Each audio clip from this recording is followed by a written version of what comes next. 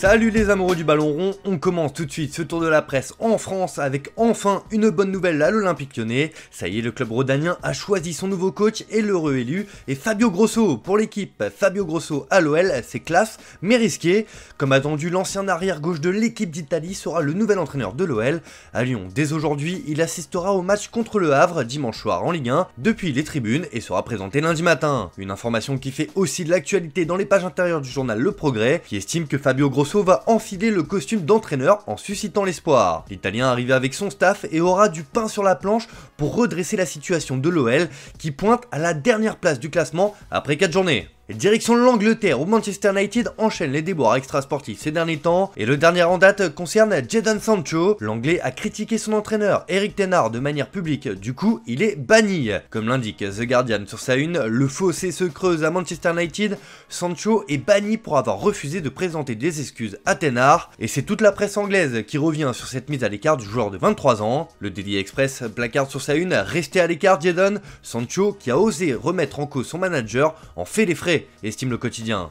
Même constat sur la couverture du Daily Mail qui rapporte que Sancho est exilé jusqu'à ce qu'il s'excuse. Bref, l'international anglais devra faire amende honorable s'il veut sauver son aventure chez les Red Devils. D'ailleurs, ce n'est pas le seul cas à gérer à Manchester United, car comme le rapporte The Sun, Anthony Martial est contrarié. Le malaise semble enfler entre l'international français et son coach. Ce jeudi, Martial s'est pointé au centre d'entraînement de son club peu avant 9 h du matin pour l'entraînement, sauf que celui-ci avait été déplacé à 12h30, mais Martial n'aurait pas été prévenu, rapporte le tabloïd. Martial serait donc resté à Carrington à peu près 5 minutes, ce qui a eu le don d'agacer particulièrement l'attaquant, ajoute The Sun. Plus globalement, cela symbolise sa gestion depuis le début de saison, note le journal qui estime que la relation entre ten Hag et Martial n'est plus si fluide. Le français vivrait mal l'arrivée et la concurrence à venir de Rasmus Højlund, recruté 80 millions d'euros cet été en provenance de l'Atalanta. On file en Espagne où la Liga reprend ce week-end, mais ça ne sera pas de tout repos pour le Real Madrid qui est éclaboussé par un scandale sexuel à cause de jeunes de son centre de formation.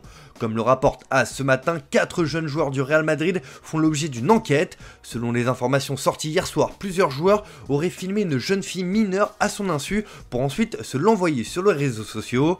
Les noms n'ont pas filtré, mais il s'agirait de 2 joueurs de l'équipe réserve et d'un de l'équipe C. L'enquête de la police a démarré après qu'une plainte a été déposée le 6 septembre dernier à Mogán, aux îles Canaries, par la mère d'une mineure qui a également fait savoir que l'un des agresseurs aurait filmé sa fille. Cela fait aussi la une de Marca qui relaie l'information, tout comme Mundo Deportivo qui parle de scandale chez les merengues. De son côté, le Real Madrid est sorti du silence concernant cette sombre affaire et a déclaré via un communiqué: le Real Madrid annonce avoir appris qu'un joueur du Castilla et 3 joueurs du Real Madrid C ont fait une déclaration à la police concernant une plainte pour la prétendue diffusion d'une vidéo privée sur WhatsApp. Lorsque le club aura une connaissance détaillée des faits, il adoptera les mesures appropriées, a ainsi confié le club. Affaire à suivre. On reste de l'autre côté des Pyrénées et on va évoquer le FC Barcelone qui se positionne déjà sur le prochain mercato estival. Celui de cette année vient seulement de se terminer, mais le club catalan a déjà quelques idées en tête.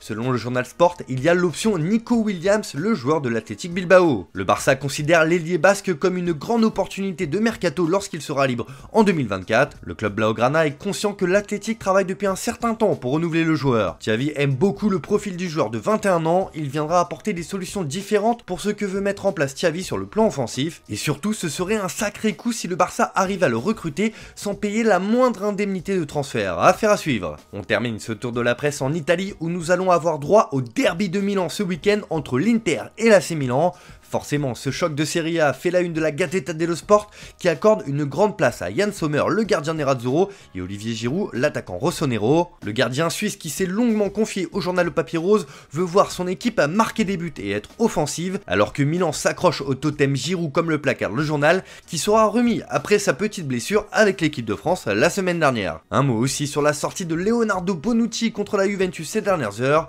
Cela fait la couverture de Tuttosport qui ne comprend pas la sortie du défenseur italien. Léo, qu'est-ce que tu dis? Une interview télévisée de Bonucci exaspère la Juve et les supporters. Les entraîneurs et les managers ont une autre version et soulignent les contradictions, indique le quotidien turinois.